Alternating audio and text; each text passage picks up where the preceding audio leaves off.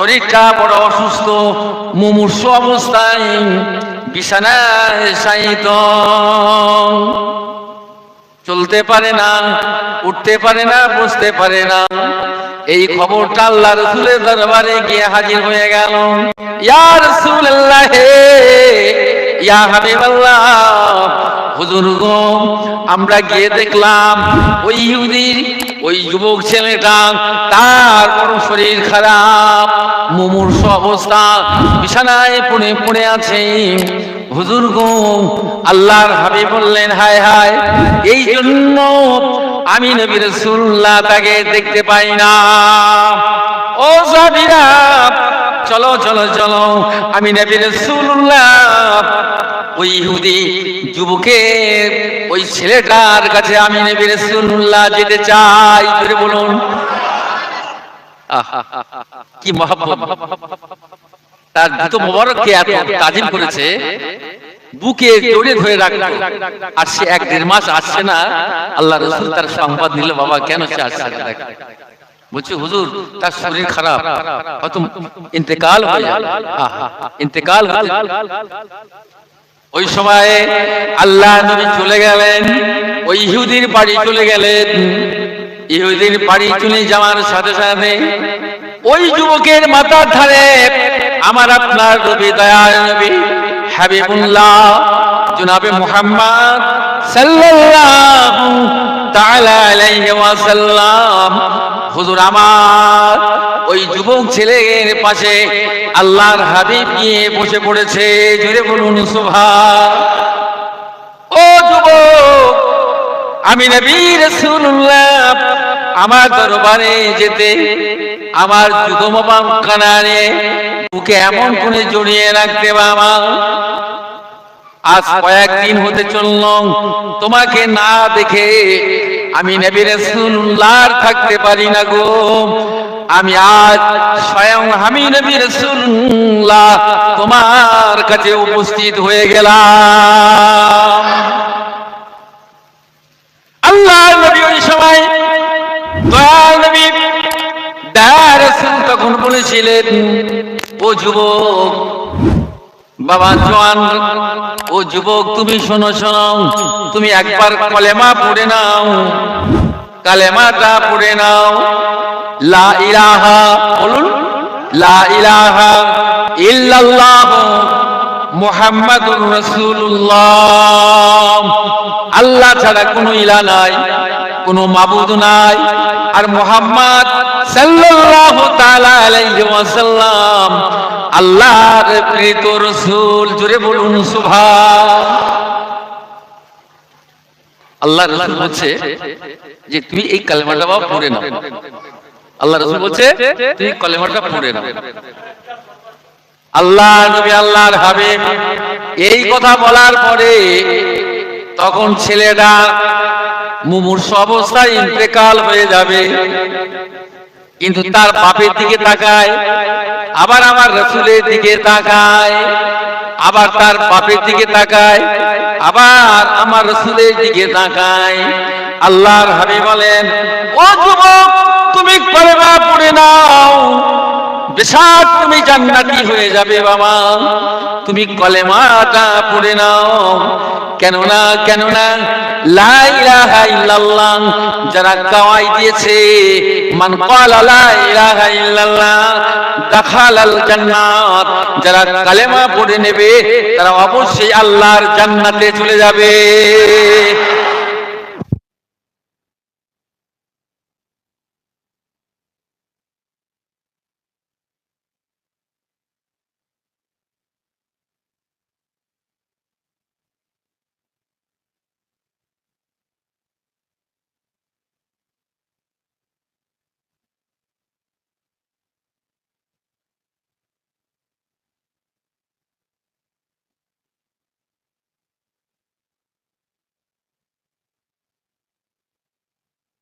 যে কথা বলছে, বাবা তুই কলেমাটা পড়ে নে, কলেমাটা পড়ে নে, জোরে বলুন না। আল্লাহ রাসূল আল্লাহর হাবিব এই কথা বলার পরে তার বাপ ইহুদি বলছে, ছেলেকে বলছে, বাবা তুই আমার দিকে তাকাচ্ছিস কেন? আরে আখির জামানার নবী যেটা বলছে সেটাই তুই কর, তুই কলেমাটা পড়ে নে। কলেমাটা পড়ে, তো সে কি হলো, কলেমাটা পড়ে নিল, সে জান্নাতি হয়ে গেল। ধরে বলুন। তো আল্লাহ নবী তখন প্রশ্ন করছে সাহাবীরা, ইয়া রাসূলুল্লাহ, হাবিবাল্লাহ, আপনার দরবারে তো অনেক দিন থেকে আসছে, আপনি তাকে কলেমা তো পড়াননি, আর এখন আপনি তার ঘরে এসে কলেমার দাওয়াত দিচ্ছেন, কলেমা পড়াচ্ছেন। আহা, আল্লাহর হাবিব বলেছিলেন, আল্লাহর রাসূল বললেন, সাহাবীরা রে, ইন্নী আরা মা লাম তারা, আমি নবী রাসূলুল্লাহ যেটা দেখি, আমি যে চোখে দেখি তোমরা সে চোখে দেখতে পাও না। ইন্নী আসমাউ মা লা তাসমাউ, আমি নবী রাসূলুল্লাহ যেটা শুনি তোমরা সেটা শোনো না। জোরে হবে না সুবহান। ও সাহাবীরা, তবেই শুনে নাও, তোমরা প্রশ্ন করছো ইয়া রাসূলুল্লাহ, হাবিবাল্লাহ, আপনি এতদিন আগে কেন কলেমা পড়েন নাই? আল্লাহর হাবিব বলেছিল, আল্লাহর নবী বলেছিল, বাবা ও সাহাবীরা শুনে নাও, যখন আমি নবী রাসূলুল্লাহ ওর যখন যুবকের বাড়িতে আসলাম, ইহুদির বাড়িতে আসলাম, তখন দেখি হযরতে আজরাইল আলাইহিস সালাতু ওয়াস সালাম তার মাথার কাছে দাঁড়ানো। জোরে হবে। মৃত্যু হয়ে যাবে, মৃত্যু হয়ে যাবে, যাবে যাবে যাবে, টাইম হয়ে গিয়েছে, হয়ে গিয়েছে। আমি নবী রাসূলুল্লাহ বুঝতে পারলাম তার আগে যদি কলেমাটা পড়ে যদি মরে যায়, তাহলে সে তো আল্লাহর জান্নাতি হয়ে যাবে। আমি এই জন্য ও সাহাবীরা, আজরাইল আলাইহিস সালাম তার মাথার কাছে দাঁড়িয়ে ছিল। আমি বললাম, ও আল্লাহর ফেরেশতা আজরাইল, একটু অপেক্ষা করুন, অপেক্ষা করুন। আমি নবী রাসূলুল্লাহ আমার জুতো মোবারকটা বড় তাজিম করেছে, আমার জুতোটা এত আদর করেছে, বুকে জড়িয়ে থাকতো। আমি আল্লাহর কাছে দোয়া চাইলাম, আল্লাহ তোমার হাবিবের জুতো মোবারক যে বুকে করে জড়িয়ে রাখবে আর সে ঈমান হারা হয়ে জাহান্নামী হবে, আমি নবী রাসূলুল্লাহ তা সহ্য করতে পারি না। আল্লাহ, তবে তোমার হাবিবের যে জুতো মোবারকটা তাজিম করবে, সে যেন কলেমা পড়ে সে যেন জান্নাতি হয়ে যায়। আর একবার জোরে হবে না? রাহমাতুল লিল আলামিন, কত বড় তিনি। ওমা আরসালনাকা ইল্লা রাহমাতাল লিল আলামিন, এ আমার হাবিব, আপনাকে সারা বিশ্বের রহমত স্বরূপ করে, দয়ার সাগর করে তোমাকে পাঠানো হয়েছে। জোরে হবে না সুবহান। সেই রাসূলের মহব্বত করুন, ভালোবাসুন, তার আদর্শ সুন্নাত যদি একটা ভালোবাসি, তার মহব্বত যদি করেন, ইনশাআল্লাহ ওই একটা আদর্শ সুন্নতের মহব্বতের খাতিরে আল্লাহ পাক তাকে জান্নাত নসিব করে দেবে। যাহার কদম চুমে, যার কদম চুমে ধন্য হলো সিদরাতিল মুনতাহা, মারহাবা মারহাবা বলো, মারহাবা মারহাবা। যার কদম চুমে ধন্য হলো সিদরাতিল মুনতাহা, মারহাবা মারহাবা বলো, মারহাবা মারহাবা। আল্লাহুম্মা, জোরে জোরে মহব্বত করে পড়েন।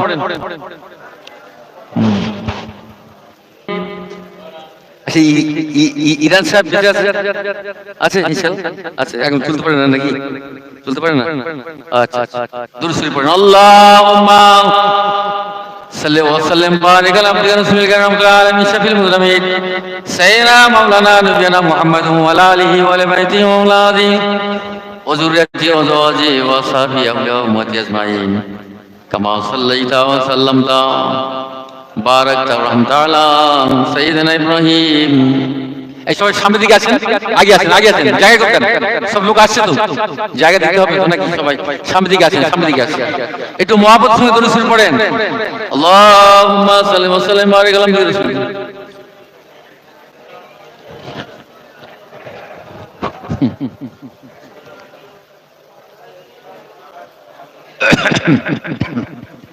কামা সাল্লাল্লাহু আলাইহি ওয়াসাল্লাম তাবারাক রাহমাতুল্লাহি আলা সাইয়্যিদিনা ইব্রাহিম ওয়া আলা সাইয়্যিদিনা ইব্রাহিম ইন্নাকা। তো যে কথা বলছিলাম যে নবীর মহব্বত এবং তাজিম যদি ভক্তি ভালোবাসা যদি আমার আপনার অন্তরে থাকে, অবশ্যই সে আল্লাহর জান্নাতে চলে যাবে। সুবহানাল্লাহ, একটু জোরে বলেন না, এটা আওয়াজ ছুড়ে যাক। যে বৃষ্টি হলো বলে যে একেবারে সব কাদায় আমরা পুঁতে গেছি, যাইনি, বুঝতে পারলেন? এই মজলিস চলতে থাকবে ইনশাআল্লাহ। জোরে বলুন, সবাই বুঝতে পারবে, সবাই দৌড়ে আসবে, ছুটে আসবে। তো নবীর প্রেম ভালোবাসা, নবীর মহব্বত যদি আমাদের দিলে থাকে, অবশ্যই সে আল্লাহর জান্নাতে চলে যাবে। জোরে বলুন। নবীর ভালোবাসাটা একটা আলাদা জিনিস রয়েছে, বুঝতে পারলেন? আল্লাহর হাবিব দয়ার নবী রাহমাতুল লিল আলামিন মসজিদে নববী শরীফে নামাজ পড়লেন, ফজরের নামাজ। হযরতে আলী কারামাল্লাহু ওয়াজহু হুজুর আমার চাদর মুড়ি দিয়ে মসজিদে নববী সামনে দিয়ে বার হলেন। আল্লাহর নবী বলছে, আলী কোথায় যাও, কোথায় যাচ্ছ? বলে, ইয়া রাসূলুল্লাহ, আজ 3 দিন খাওয়া নাই, আর হযরত ফাতেমার শরীর অসুস্থ, একটু কাজের সন্ধানে বেরিয়েছি। জোরে বলুন না। কাজের সন্ধানে বেরিয়েছে, 3 দিন খাওয়া নাই, ফাতেমার 3 দিন জ্বর, আর ঘরে কিছু নেই, তাই কাজের সন্ধানে বেরিয়েছে। এই কথা শুনে আমার রাসূল কেমন মনে হয়? তাহলে আমার কলিজার টুকরা ফাতেমার খাওয়া নেই, জ্বর, আবার হাসান হোসেনের তাদের কি অবস্থা?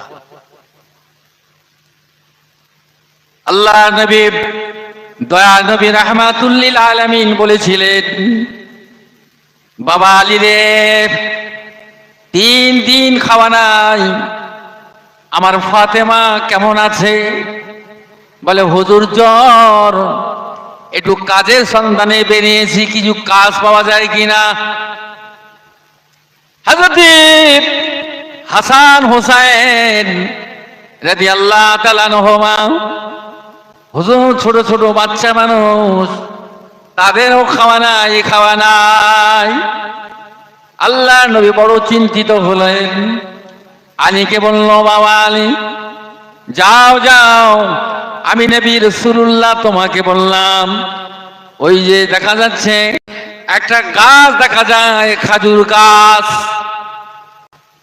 ওই খাজুর গাছ, যে গাছে কোনো পাতা নাই, কোনো ডাল নাই, শুধু জমিনের উপরে দাঁড়িয়ে রয়েছে। ও আলী গো, তুমি শুধু গিয়ে বলবে আল্লাহ রাসূল আমাকে পাঠিয়েছে, ও খাজুর গাছ, আমাকে কিছু খাজুর দাও। জোরে হবে।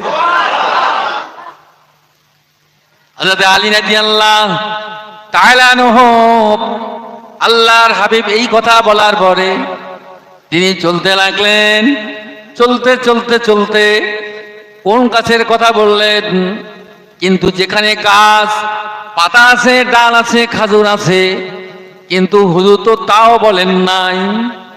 যে গাছের কোনো ডাল নাই, কোনো পাতাও নাই, ফলও নাই, শুকনো গাছ জমিনের উপরে খাড়া হয়ে আছে। তিনি চলতে লাগলেন, গিয়ে দেখলেন যে একটা গাছ দাঁড়িয়ে আছে, কিন্তু তার পাতা নাই, ফলও নাই, ডালও নাই।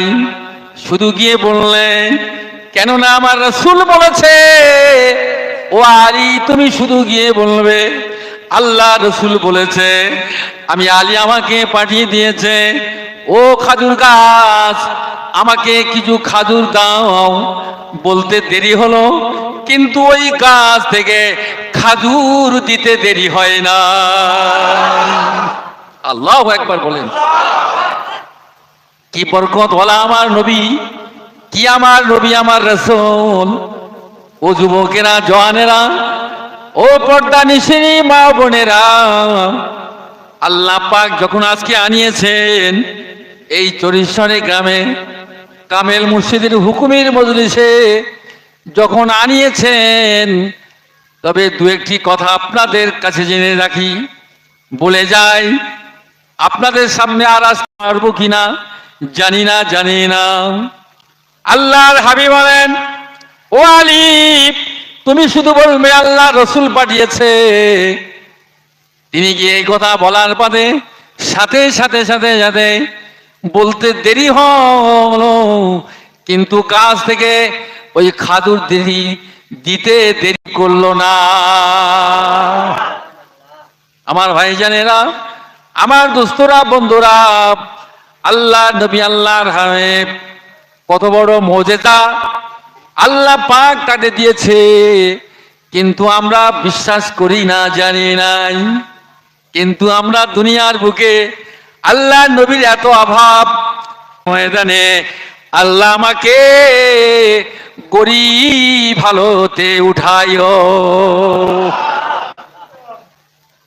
আল্লাহ নবী, আল্লাহর হাবিব সংসারে এমন অবস্থা, আম্মা জান আয়েশা সিদ্দিকা হুজুর রিওয়ায়াত করে বলেন, ইয়া রাসূলুল্লাহ, ইয়া হাবিবাল্লাহ, আপনার সংসারে এত অভাব যে আজকে রান্নার কোনো কিছুই নাই, মাসাধিকাল উনান জানে না। হুজুর গো, আপনি যদি আল্লাহর কাছে দোয়া করেন তাহলে উহুদ পাহাড়টা আল্লাহ পাক সোনায় রূপান্তরিত করে দেয়। আল্লাহ নবী বললেন, না আয়েশা, এমন দোয়া করো না, আমি নবী রাসূলুল্লাহ চাই না গো। কেননা আল্লাহ পাক যেন আমার গরিব হালতে, মিসকিন হালতে যেন দুনিয়ায় রাখেন, এবং কিয়ামতের মাহশারে ময়দানে গরিব হালতে যেন আল্লাহ আমাকে উঠায়। জোরে হবে না? কি নবীর আদর্শ, কি চরিত্র, নীতি কথা, নীতিমালা, এই আদর্শ আমার রসুলের। লাকাদ কানা লাকুম ফি রাসূলিল্লাহি উসওয়াতুন হাসানা। যদি উত্তম আদর্শ যদি নিতে হয় তো আমার রসুলের কাছে থেকে নাও। জোরে হবে। রসুল হলো আমাদের মডেল। হুজুরে খাওয়া হয় না, দরুদ শরীফ পড়েন। আওয়াজ হচ্ছে কি? আওয়াজ হচ্ছে কিসের? কি আওয়াজ হচ্ছে কেন পাশে? কিসের? হ্যাঁ, কিসের? কিসের কিসের?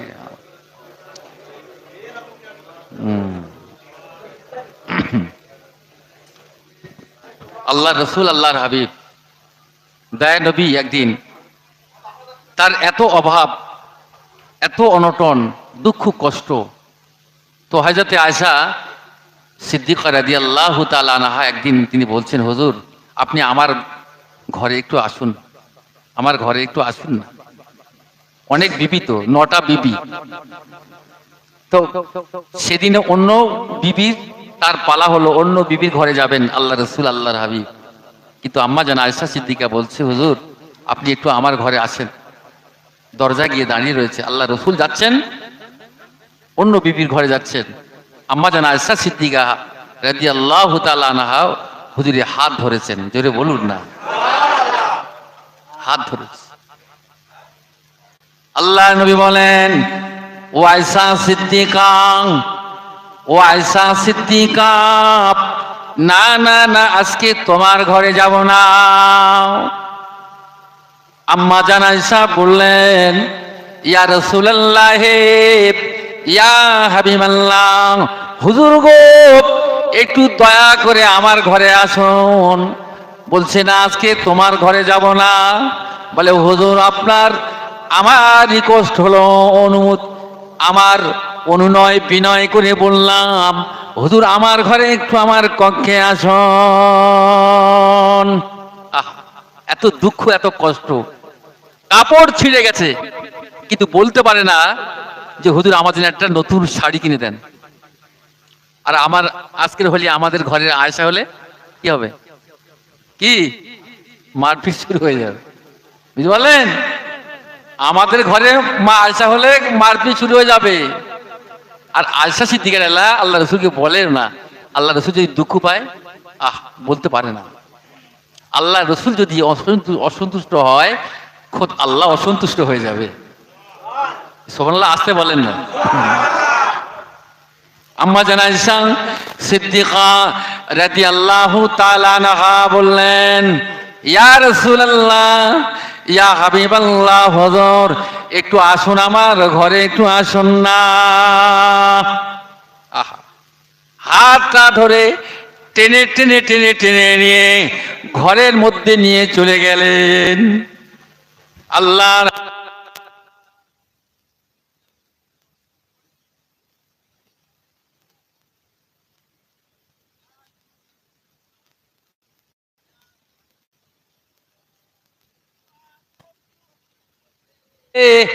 জীর্ণ শীর্ণ হয়ে গিয়েছে। হুজুর গো, আমার পরনের বস্ত্রটা আমি সেলাই করতে পারি না। ইয়া রাসূলুল্লাহ, ইয়া হাবিবাল্লাহ, হুজুর গো, রাতের অন্ধকারে আমি ঘরে বসে বসে সুই দিয়ে সুতা দিয়ে আমার পরনের কাপড়টা সেলাই করছিলাম। হঠাৎ করে সূচটা ওই ঘরেতে পড়ে গিয়েছে জমিনে, আর খুঁজে পাই না গো, পাই না। ইয়া রাসূলুল্লাহ, ইয়া হাবিবাল্লাহ, কোনো প্রদীপ নাই, কোনো আলো নাই যে আমি আমার হারানো খুঁজে পাবো। ইয়া রাসূলুল্লাহ, ইয়া হাবিবাল্লাহ, আমার পরনের বস্ত্রটা সেলাই করতে করতে আমার সূচটা ঘরে হারিয়ে গিয়েছে। অন্ধকার অন্ধকার। ইয়া রাসূলুল্লাহ, হাবিবাল্লাহ, এই জন্য করে আপনাকে আমার ঘরে আসতে বলছে। কেন কেন কেন? আপনি হলেন নূর, সিরাজাম মুনীরা। ইয়া রাসূলুল্লাহ, ইয়া হাবিবাল্লাহ, হুজুর গো, আপনি আমার ঘরে আসলে আমার ঘরটা আলোকিত হয়ে যায়। ওই ফাঁকেতে আমি আয়েশা সিদ্দিকা, হুজুর আমার ওই হারানো সূচটাকে আমি খুঁজে পেয়ে গেলাম। আর একবার জোরে হবে না? আল্লাহ রসুলের তিনি নূর। আপনি শুধু একটু আমার ঘরে আসলে আল্লাহর নূরে নূরান্বিত হয়ে যাবে আমার হারানো সূচটাকে আমি আয়েশা খুঁজে পেয়ে যাব। জোরে বলুন। আর ওই ফাঁকে আমার এই ফাটা ছেঁড়া শাড়িটাকে আমি সেলাই করে নিয়ে নেবো। জোরে বলুন। এমন অবস্থা দিন গেছে আমার নবী রাসূলের। লাকাদ কানা লাকুম ফি রাসূলিল্লাহি উসওয়াতুন হাসানা। ও বাবাজিরা, ভাইয়েরা, যুবকেরা, জওয়ানেরা, আল্লাহর হাবিব কি করলেন? অভাব অনটন দুঃখ কষ্ট জীবন যাপন করছেন। আল্লাহর হাবিব পেটে পাথর মোবারক বাঁধা, পেটে পাথর বাঁধা। হুজুর আমার কাজের সন্ধানে বেরিয়েছে, কোথায় কোথায় কাজ পাওয়া যায় কিনা। একটা ইহুদির বাড়ি চলে গেল। হুজুর আবার ইহুদির বাড়ি গিয়ে বলতে লেগেছে, ও ইহুদি, তোমার কি কোনো কাজ আছে ঘরে? আমি নবী রাসূলুল্লাহ, আমাকে একটা কাজ দিবে নাকি? বলে হ্যাঁ হ্যাঁ, কাজ আছে, কাজ আছে। আল্লাহ রাসূল বলছে, কি কাজ? তো বলছে, ওই কুয়া থেকে পানি তুলে ওই গাছের গোড়ায় দিবে, এই তোমার কাজ। ইহুদির বাচ্চা বলছে যে মুহাম্মদ, সকলে বলুন সাল্লাল্লাহু আলাইহি ওয়াসাল্লাম, কাজ হলো কুয়া থেকে পানি তুলে আর এই গাছের গোড়ায় তুমি দেওয়ার, এই হলো তোমার কাজ। ঠিক আছে, কাজ তো করতে হবে। আল্লাহ রাসূলের পেটে পাথর মোবারক বাঁধা রয়েছে। আল্লাহু আকবার বলেন। পেটে পাথর বাঁধা, তিনি কাজ করছেন, ক্ষুধার জ্বালায় পেটে পাথর বাঁধতেন। আর তিনি কাজে গেছেন, ইহুদির বাড়ির গেছেন। তার কুয়া থেকে পানি তুলবে। পানি তুলতে তুলতে তুলতে হঠাৎ করে তুলছে, তুলে সেই বালতি পানি নিয়ে আর গাছের গোড়ায় চলে গেছে। খাজুর গাছ সব লাইন কি লাইন দিয়ে, খাজুর গাছ সব লাইন দিয়ে রয়েছে। আল্লাহর হাবিব ওই কুয়ায় থেকে পানি তুলে খাজুর গাছের গোড়ায় দেবে। ওই খাজুর গাছ সব একত্রিত হয়ে আল্লাহ নবীকে সালাতু সালাম জানিয়ে বলেছিল, ইয়া রাসূলুল্লাহ, ইয়া হাবিবাল্লাহ। জোরে হবে? আরে যে গাছে পানি দিচ্ছে সেই গাছগুলো আমার রাসূলকে সালাম দিচ্ছে, সালাম দিচ্ছে। আর ইহুদির বাচ্চাও সে চেনে না, জানে না যে কাকে দিয়ে পানি তুই করাচ্ছিস।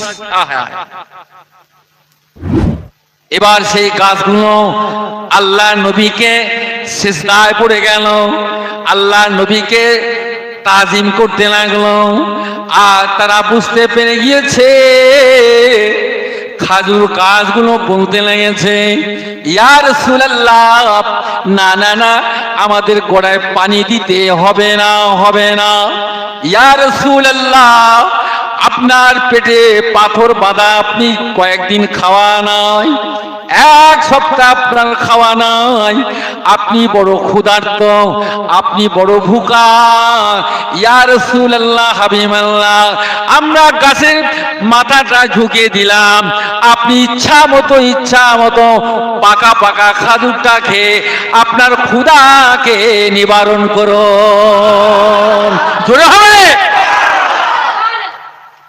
আল্লাহ নবী ওই সময় বলেছিলেন, এক খাজুর গাছের না না না, আমি নবী রাসূলুল্লাহ, আমি ক্ষুধার্ত হতে পারি রে, আমি ভুকা হতে পারি রে,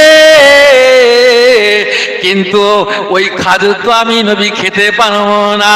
ওই খাজুরের বাগানের মালিক তো আমি নই, ওই খাজুর তো আমি নবী রাসূলুল্লাহ, আমি খেতে পারি না। একটু জোরে হবে? খাজুর গাছ বলছে, হুজুর আপনার পেটে পাথর, আপনি খাওয়া নেই, আমরা মাথা ঝুঁকিছি, আপনার খাজুর খেয়ে নিন, ক্ষুধা নিবারণ করুন। আল্লাহ রসুল বলছে, না, এই খাজুরের বাগানের মালিক তো আমি নই, তোমরা দিবে আমি খাবো না, তা হতে পারে না। আমার ডিউটি কাজ হলো কুয়ার পানি তুলে তোদের গোড়ায় দেওয়া। জোরে বলুন, কি আদর্শ আমার নবীর! এই আদর্শ নিতে হবে। আমার নবী হলেন আমাদের মডেল, এই আদর্শ নিতে হবে আমাদের। আল্লাহর হাবিব আবার চলে গেছেন, আবার পানি দিতে শুরু করলেন, আবার চলে গেলেন, কুয়ায় চলে গেলেন, বালতি ফেলে দিল, বালতি ফেলে দিল। আল্লাহ নবী কষ্ট করে করে এমন করে বালতি তুলতে শুরু করলেন, বালতি তুলছেন, এমন করে কুয়া থেকে বালতি পানি তুলতেন, ওই রোগড়ে রোগড়ে ঘষে ঘষে তুলতে তুলতে আবার তিনি চলে গেলেন, ওই গাছের গোড়ায় পানি দিতে লাগলেন, যেহেতু ডিউটি করতে হবে তাই। আবার তিনি বালতি ফেলে দিলেন, ফেলে দেওয়ার পরেতে আবার তুলতে শুরু করে দিলেন, আবার রোগড়ে ঘষে ঘষে হঠাৎ করে হুজুরের ওই তুলতা তোলার সময় বালতির রশিটা ছিঁড়ে গেল, ওই বালতিটা কুয়ার মধ্যে পড়ে গেল, কুয়ার মধ্যে বালতিটা পড়ে গেল। আল্লাহর হাবিব চিন্তা পড়ে গেলেন, হায় রে, কাজ করলাম কিন্তু সমাধা এখন হলো না, পয়সা তো দিবে না, বালতি তো পড়ে গেল, সত্য কথাটা তো আমি নবী, আমাকে জানাতে হবে। ও ইহুদি রে বাবা, আমি পানি তুলতেছিলাম, অনেক গাছ পানি দেওয়া হয়ে গেছে, কয়েকটা গাছ বাকি রয়েছে অবশিষ্ট, আমি নবী আমার হাত দিয়ে পানি তুলতে তুলতে ঘষাতে ঘষাতে ওই বালতিটা রশিটা ছিঁড়ে বালতিটা কুয়ার মধ্যে পড়ে গিয়েছে। যেই না বলেছে ওই ইহুদির বাচ্চাটা টাচ করে আমার রাসূলের চাওয়ালে এমন করে সাবান ধরে চড় মারল, এমন করে মারলো, চোয়ালে 5টা আঙ্গুলের দাগ পড়ে গেল। আল্লাহর হাবিব আল্লাহর রাসূল কিছু বললেন না, উফা কিছু করলেন না। ইহুদির হাতটা ধরে বলতে লেগেছে, বাবা ও ইহুদি বাচ্চা, বাবা তুমি যে আমাকে চড় মারলে বাবা, তোমার হাতে কি কোনো ব্যথা পাওনি বাবা? আল্লাহ রসুলের চাওয়ালটা এক সাইডটা এরকম 5টা আঙুল ফুলে গেছে, দাগ পড়ে গেছে, একদম কালসে বারণ হয়ে গেছে। আর ইহুদিকে বলছে, বাবা তুমি আমাকে মেরেছো, তোমার নরম হাত, তোমার হাতে কোনো আঘাত পাওনি তো বাবা? আঘাত পাওনি তো? কি নবীর আদর্শ দেখেন, মার খাচ্ছে, রক্ত দৌড় হয়ে গিয়েছে আমার রাসূলের। আহা, ইহুদির বাচ্চাকে বলছে, হাত ধরে বলছে, বাবা তুমি আমার এত জোরে মেরেছো, তোমার হাতে লাগেনি তো বাবা? কষ্ট পাওনি তো বাবা? হাত ধরে আল্লাহ রাসূল ক্ষমা চেয়ে নিচ্ছে। জোরে বলুন, কি নবী, কি রাসূল আমরা পেয়েছি জগতে। এই উম্মত, এই নবীর মহব্বত যদি আমার আপনার থাকে, ইনশাআল্লাহ এই নবীর পায়রবি যদি আমরা করতে পারি, অনায়াসে আল্লাহর জান্নাতে চলে যাবে। আল্লাহ রসুলকে যখন মেরে বাড়ি চলে গেল, আল্লাহ রসুলও ঘরে চলে গেলেন, পেটে পাথর বাঁধা, পয়সাও পেল না, আবার মারও খেলো। আল্লাহ রসুল ঘরে চলে গেলেন। ওই ইহুদি ছেলেটা কি করছে, তারপর দিন আবার কুয়ার কাছে চলে আসলো। কুয়ার কাছে চলে এসে দেখে ওই রশি বাঁধা বালতিটা, কুয়ার উপরে বালতিটা বসানো আছে। ছেলে তখন মার কাছে গিয়ে বলে, ও মা, বলে কি বাবা? বলে মুহাম্মদ আমাদের কাজ করতেছিল, কুয়া থেকে পানি তুলছিল, আর রশি ছিঁড়ে বালতি পড়ে গিয়েছিল, আমি এমন একটা চড় মেরেছি, মারার সাথে সাথে তার 4টে চোয়ালে 5টা আঙুলের দাগ বসে গিয়েছিল। মা গো, আমি আবার কুয়া ধারে গিয়ে দেখি আমার বালতিটা কুয়ার উপরে বসানো রয়েছে। মা বলে, ইহুদি স্ত্রী বলতে লেগেছে, বলে বাবারে তুই কি সর্বনাশ করলি রে বাবা, তুই কাকে মারলি, চড় মারলি রে বাবা? ও হলো আখিরি জামানার নবী হযরতে মুহাম্মদ রাসূলুল্লাহ সাল্লাল্লাহু তাআলা আলাইহি ওয়াসাল্লাম। বাবারে বদদুয়ায় পড়ে যাবি রে, বদদুয়ায় পড়ে যাবি রে বাবা, যা যা যা এই মুহূর্তে চলে যাও ওই আল্লাহ নবীর কাছে গিয়ে ওই মুহাম্মাদের কাছে যে ক্ষমা নিয়ে ক্ষমা চেয়ে আয় রে বাবা, নচেত তুই রেহাই পাবি না। একটু জোরে হবে, ক্ষমা চেয়ে আয় বাবা, যা। ওই ছেলেটা সঙ্গে সঙ্গে রূপান্তরিত হয়ে গেল, তার দিলে একটু রহম হয়ে গেল, তার দিলটা একটু নরম হয়ে গেল। মা যখন বলেছে, বাবারে তুই গজবে পড়বি রে বাবা, তুই সর্বনাশ হয়ে যাবি, বরবাদ হয়ে যাবি, তুই কাকে মারলি রে বাবা, তুই কাকে চড় মেরেছিস রে বাবা, যা যা আখিরি জামানার নবীর কাছে গিয়ে ক্ষমা চেয়ে নে, ক্ষমা চেয়ে নে। যদি নবী তোকে ক্ষমা না দেয়, তোর বিপদ রয়েছে রে বাবা। ওই ছেলেটা তখন বলে, মা না না না, আমি এমন করে আল্লাহ নবীর কাছে যাব না মা, আমি এমন করে আমি যাব না। তিনি তখন কি করলো, ওই ইহুদির বাচ্চা একটা ঘর থেকে তলোয়ারখানা নিয়েছে, তলোয়ারখানা নিয়ে ওই জিহাদি আল্লাহ রসুলকে মেরেছে, ওই হাতটা এমন করে পাথরের উপরে রেখে বাম হাত দিয়ে তলোয়ারের আঘাতে হাতটা কর্তন করে দিল, দ্বিখণ্ডিত করে দেওয়া হলো। ওই হাতটা চাদর জড়িয়ে, রুমাল জড়িয়ে আল্লাহ রাসূলের দরবারে উপস্থিত হয়ে গেল। জোরে হবে না? কি কথা, কি আলোচনা আমার ভাইরা। ওয়াজ আল্লাহ করে বহু শুনবেন, শুনতে থাকবেন। যদি এই আবেগে মহব্বতের সাথে সুবহানাল্লাহ যদি জোরে হয়, এর খাতিরে আল্লাহ পাক তার শান মান ইজ্জতকে আল্লাহ বৃদ্ধি করে দেন। বৃষ্টি হয়েছে কিন্তু এটা একটা আল্লাহর রহমত বর্ষিত হয়েছে। এই পানি হয়ে গেছে বলে সব কি তছনছ হয়ে যাবে না, এটা তো একটা আল্লাহর রহমত। কি বলেন জোরে বলুন? তবে না আল্লাহর ঘর সব থেকে প্রিয় জায়গা মসজিদ, আল্লাহর ঘর, তাই তো নাকি? আর এই আল্লাহ রসুলের কথাবার্তা আল্লাহর ঘরে আলোচনা হচ্ছে, আর শুনছে কোথায়? সারা গ্রামের মানুষ শুনছে ঘরে বসে বসে। বুঝতে পারলেন? ওই ছেলেটা ইহুদির বাচ্চা তখন কি করলো? তখন হাতটা কেটে দিয়ে আর রুমালটা জড়িয়ে দিয়ে মার কাছে বলতো, মা আমি এমনিতে যাব না, যে হাতে আমি রাসূলকে মেরেছি এই হাতটা নিয়ে আমি রাসূল সামনে যাব না। এই হাতটা কেটে দিয়ে রুমালটা জড়িয়ে পিছিয়ে বিয়ে আল্লাহর হাবিবের কাছে গিয়ে উপস্থিত হয়ে গেল। ইয়া রাসূলুল্লাহ, ইয়া হাবিবাল্লাহ, দয়ার নবী গো, দয়ার রাসূল, আপনি আমাকে ক্ষমা করে দিন, আপনি আমাকে মাফ করে দিন।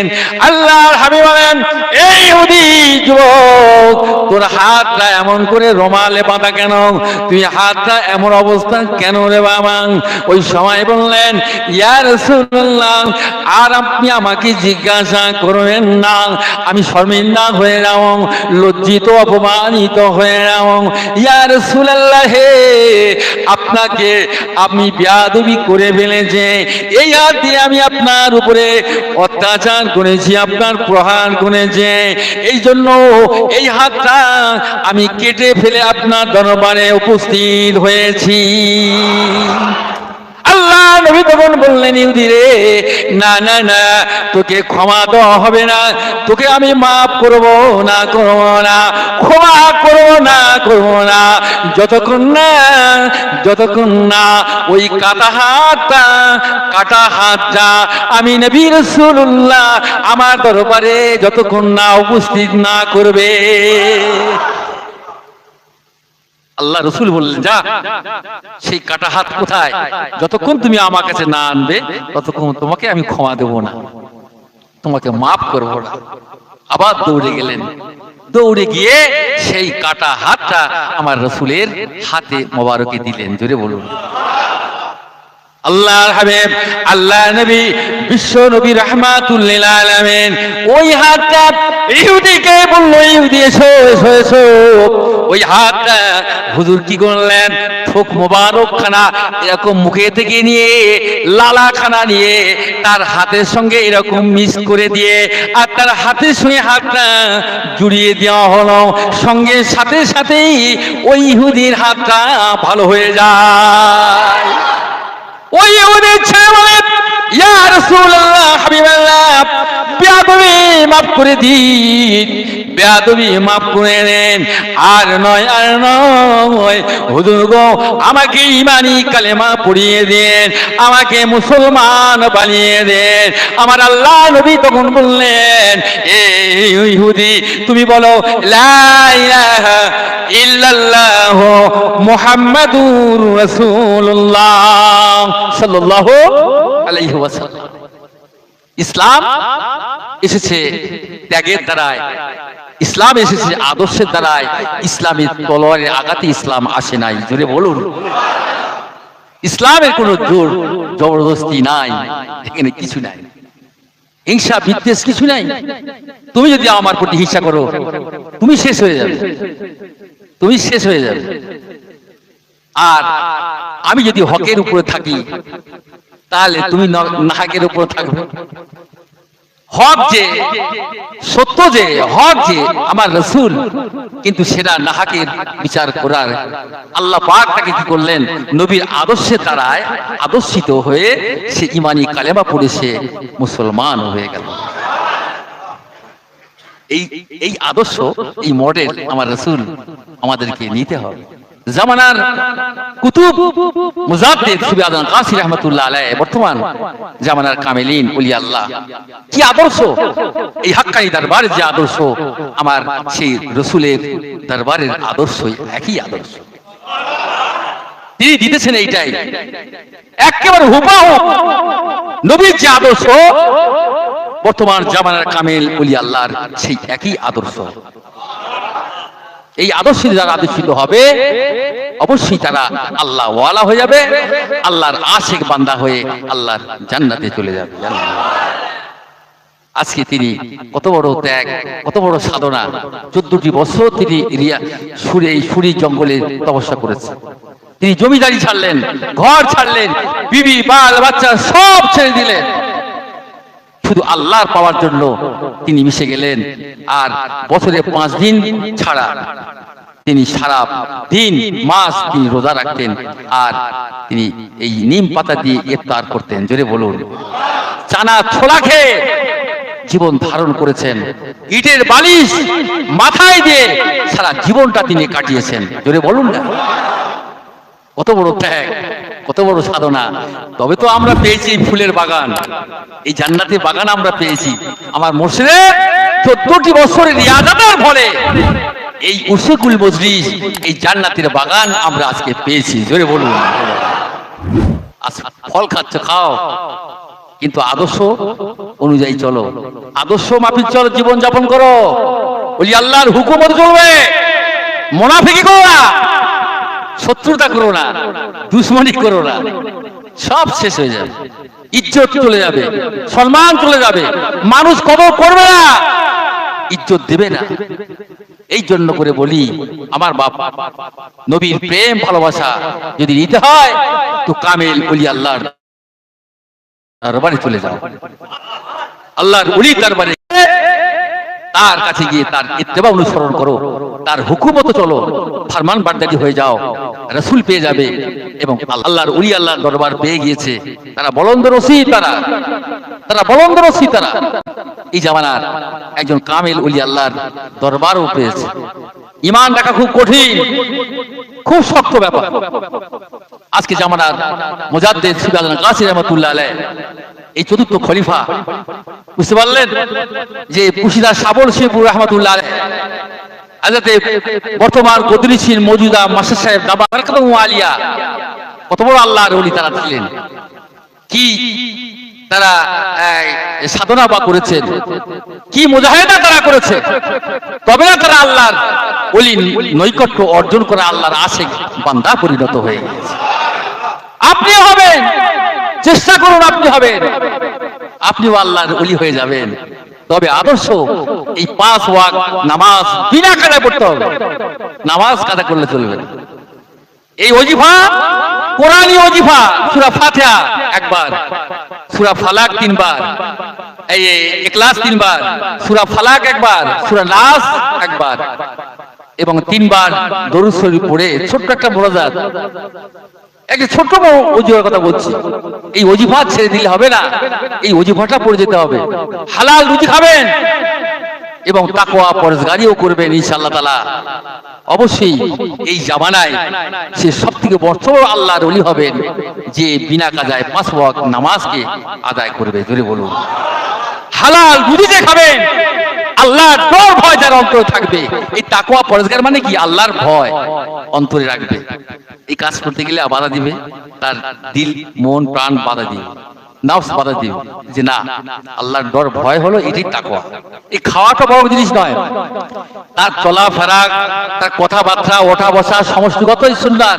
এই আদর্শ আল্লাহর হুকুমত যদি হয়ে থাকে ইনশাআল্লাহ তাআলা, আল্লাহর ডর ভয় যদি অন্তরে রেখে দেয়, সে এই জামানার সব থেকে বড় মস্ত বড় আল্লাহর ওলি, আল্লাহর ওলি, আল্লাহ। আমার ভাইরা, যাই হোক, আল্লাহ পাক আমাদেরকে প্রত্যেকের হ্যাঁ, মেয়েদের খাওয়ান চলছে, মেয়েদের খাওয়ান চলছে নাকি? দরুদ শরীফ পড়েন, আল্লাহুম্মা সাল্লি ওয়া সাল্লিম বারিক আলা আবদিকা রাসূলিকা মুহাম্মাদিল আলামিন শাফিল মুনামিন সাইয়্যিদিনা মাওলানা নবিয়িনা মুহাম্মদ ওয়া আলা আলিহি ওয়া বাইতিহি ওয়া আওলাদিহি ওয়া যুররিয়াতিহি ওয়া যাওয়াজিহি ওয়া সাহবিহি আউলিয়া'i উম্মতি আজমাইন। ওয়া সাল্লাইতা সাল্লামতা বারাকতা ওয়া রাহমাতা আলা সাইয়্যিদিনা ইব্রাহিম ওয়া আলা আলি সাইয়্যিদিনা ইব্রাহিম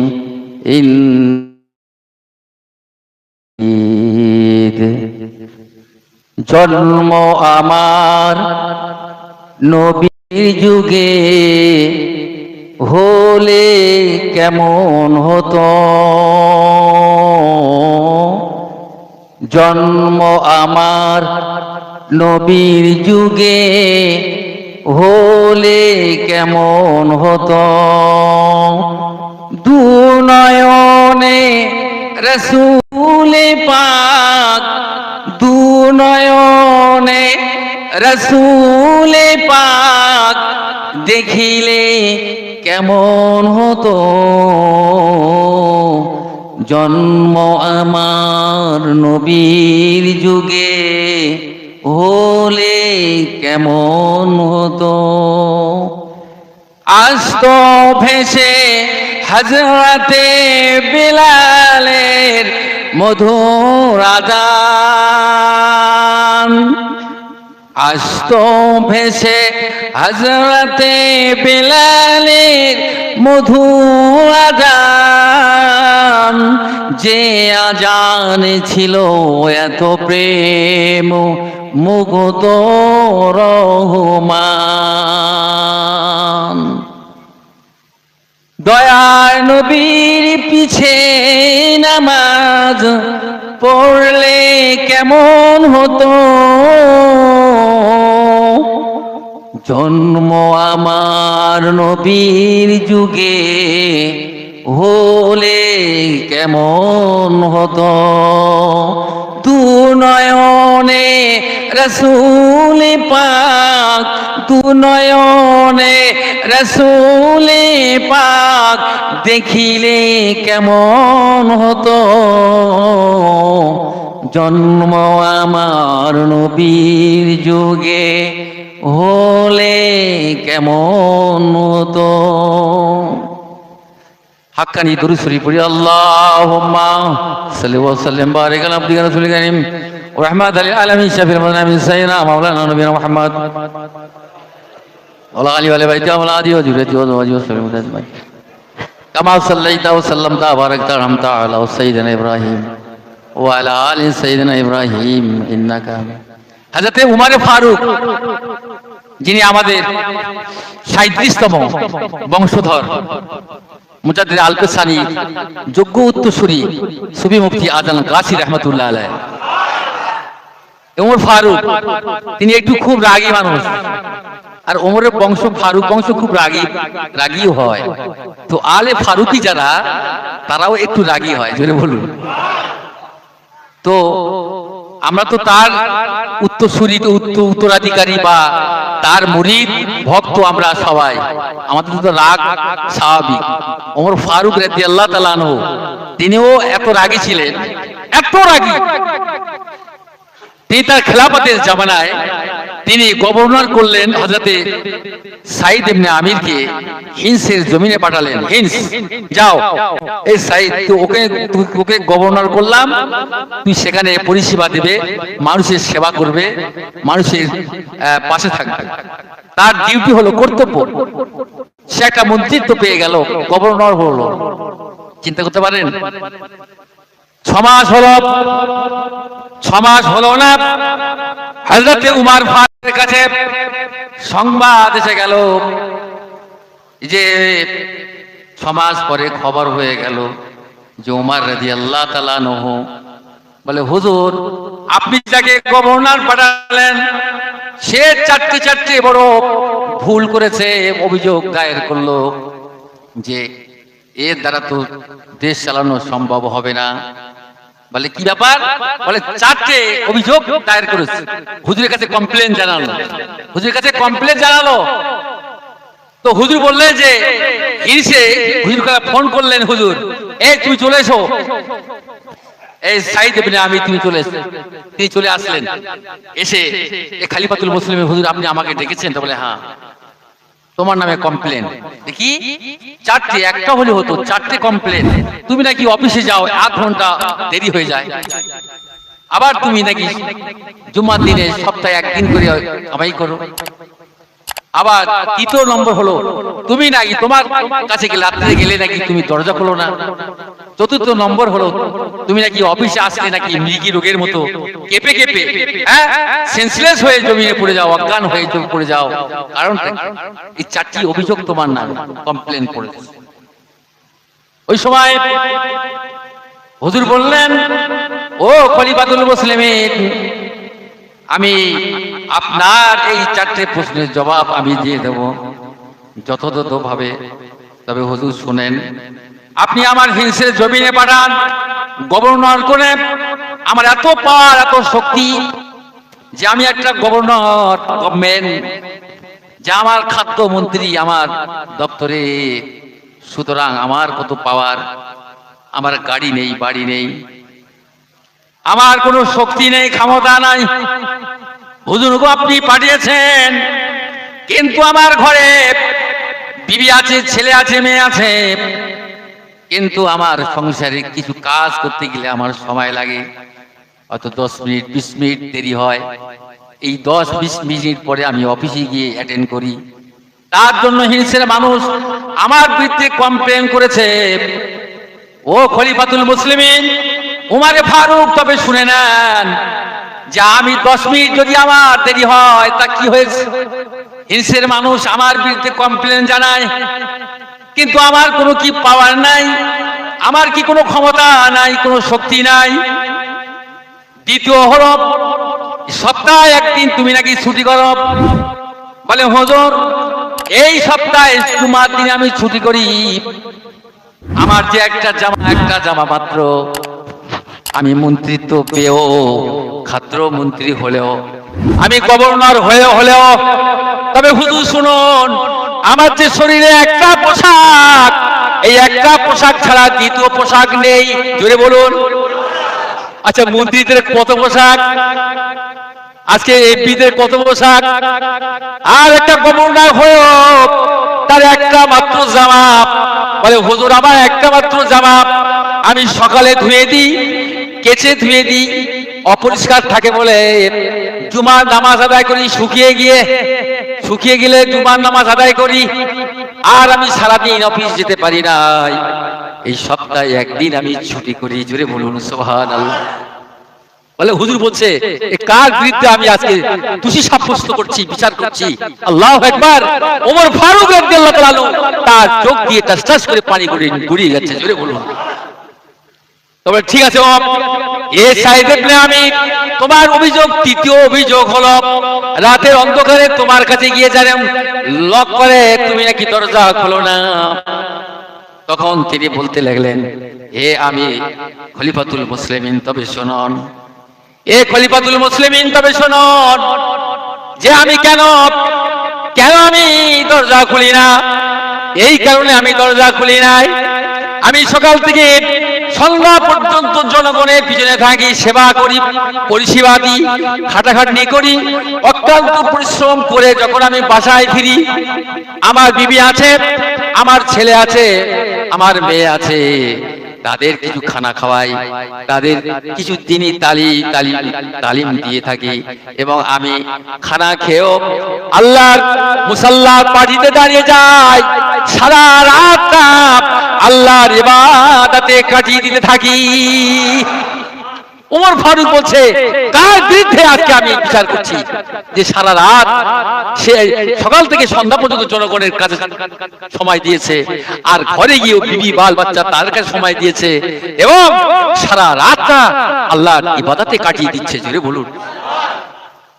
আর ঠিক আছে, সাইদ ইবনে আমির, তোমার চতুর্থ অভিযোগ হলো যে তুমি নাকি অফিসে গেলে থরথর করে কেঁপে আর জমিনে পড়ে যাও, এর কারণটা কি? অজ্ঞান হয়ে পড়ে যাও। তো বলছে হুজুর যদি আপনিও দেখতেন এই দৃশ্যটা, আপনিও অজ্ঞান হয়ে পড়ে যেতেন। জোরে বলুন, আপনিও অজ্ঞান হয়ে পড়ে যেতেন। হ্যাঁ, এই কথা বলছেন কেন আপনারা? কথা বলছেন কেন? যাই হোক, 10 মিনিট হয়ে গেছে নাকি? 10 মিনিট হয়ে গেছে? আচ্ছা, 10 মিনিট হয়ে গেছে। তাবারুক ব্যবস্থা আছে, অবশ্যই আমি ছেড়ে দেবো, আপনারা তাবারুক খেয়ে যাবেন। কারণ তাবারুক তো আমরা তো ঘরে তো নিয়ে যাবো না, আপনাদের জন্য তাবারুক হয়েছে। আর মসজিদ বয়ান এই বৃষ্টি হয়ে গেল বলে আজকে ছত্রভঙ্গ হলো, আর মসজিদে হয়ে আল্লাহ তো আরো ভালো করে দিয়েছে। জোরে বলুন, আমি বলবো তো আরো অনেকই ভালো। তাহলে এই যে সাবজেক্ট বিষয়টা একটু আপনার একটু অসম্পূর্ণ হচ্ছে, একটু এইটা ক্লিয়ার করে আপনি কি জানানো ভালো না নাকি বলুন, নাকি এইটা এই পর্যন্ত রেখে দেবো বলুন? আচ্ছা, বলবো নাকি? তাহলে মহাপদ সঙ্গে দরুদ শরীফ পড়তে হবে। আল্লাহুম্মা সাল্লি আলা সাইয়্যিদিনা সাইয়্যিদিনা মাওলানা নবিয়ানা মুহাম্মদ ওয়া আলা আলিহি ওয়া সাহবিহি আওলাদি ওয়া যুররিয়াতি ওয়া যাওয়াজি ওয়া সাহবিহি আওলিয়া উম্মতি আজমাইন কামা সাল্লাইতা ওয়া সাল্লামতা বারাকতা রাহমাতা আলা সাইয়্যিদিনা ইব্রাহিম ওয়া আলা আলি সাইয়্যিদিনা ইব্রাহিম ইন্নাকা।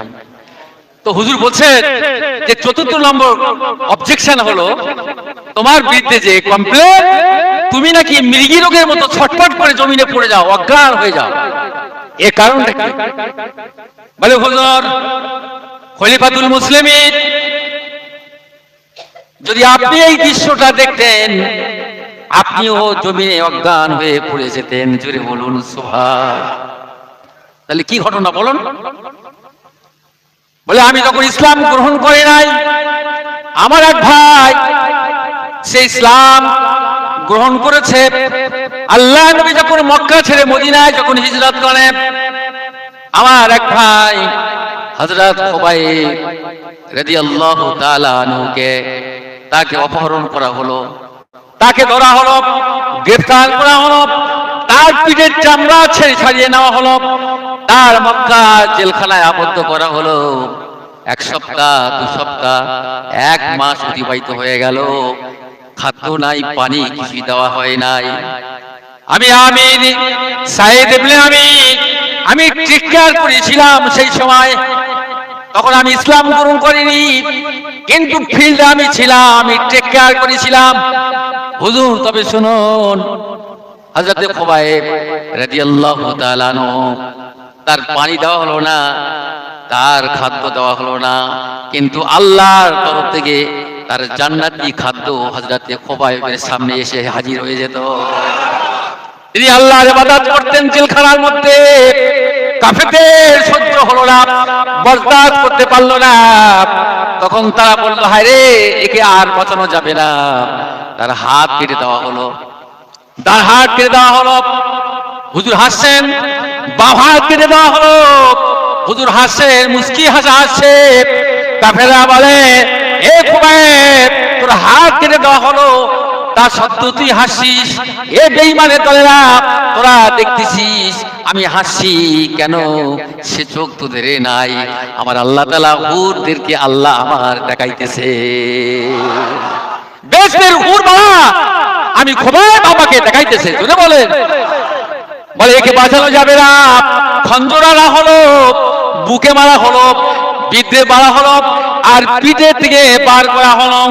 হুজুর বেহুশ হয়ে যাবেন, সামনের দিকে দৌড়াচ্ছেন, সামনের দিকে দৌড়াচ্ছেন। কাফেরের দলেরা ওই সময় বলতে লেগেছে, ওরে খুবাইব, তোর বুকে খঞ্জর মারা হলো, তুই তো শেষ হয়ে যাবি, আর তুই দৌড়াচ্ছিস কোথায় যাস রে? ও বেঈমানের দলেরা, কাফেরের দলেরা, আমি দৌড়াচ্ছি, তোরা দেখতে পাবি না রে। আমার আল্লাহ তাআলা 8টা জান্নাতের দরজা আমার জন্য খুলে দিয়েছে। জোরে হবে। তাই হামিদে মাবি তখন সাইদ ইবনে আমির বলেন, হুজুর হিংসের মানুষ আমার 4টে অভিযোগ করেছে, সহ্য হলো না তাদের। হুজুর আজ আমি তাদের টেক কেয়ার করেছিলাম, আজ সচক্ষে যদি আপনিও দেখতেন, আপনি অজ্ঞান হয়ে জমিনে পড়ে যেতেন। তাই ওই সময় হযরতে উমর ফারুক রাদিয়াল্লাহু তাআলা আনহু বলেছেন, এ সাইদ ইবনে আমির, আমি কার জন্য আমি বিচার করছি রে? দোষী সাব্যস্ত আমি মনে করছি, কিন্তু না, তিনি চোখ দিয়ে টসটস করে পানি গড়িয়ে যায় আর তখন বলতে লাগে, সাইদ রে আমার ক্ষমা করে দে, আমি আজ থেকে, ও সাইদ ইবনে আমির, আজ থেকে তোমাকে এর থেকে বড় দায়িত্ব আমি তোমাকে দিয়ে দিলাম। সেই দায়িত্ব তিনি বড় দায়িত্ব দিয়ে দিলেন। আজ কি অত্যাচার, কি জুলুম ইসলামের জন্য, আজকে ইসলামের জন্য আজকে হয়েছে, কিন্তু আজ তারা জান্নাতি, বেশক তারা জান্নাতি হয়ে গিয়েছে। জোরে বলুন। তো আমাদের জান্নাতে যেতে গেলে আমাদের অনেক ঘাট আছে, অনেক সমস্যা আছে, সেগুলো আমাদেরকে টেক কেয়ার করতে হবে, সেভাবে আমল করতে হবে। এবং জামানার কামিল বুজুর্গানে দ্বীন তিনি বলেন, এই 5 ওয়াক্ত নামাজ বিনা কাজায় পড়বেন, এই ওজিফা, হালাল রুজি এবং তাকওয়া পরহেজগারি, এই 4টা আমল যদি করতে পারেন, ইনশাআল্লাহ তাআলা সে অবশ্যই আল্লাহর জান্নাতে চলে যাবে। একে দরুদ শরীফ মহব্বত সহিত পড়ি।